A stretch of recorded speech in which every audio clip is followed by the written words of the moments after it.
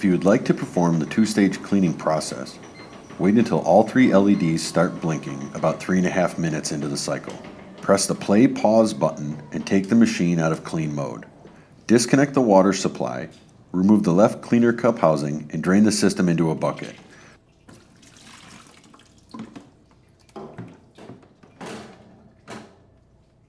Break the vacuum by removing the bypass tube.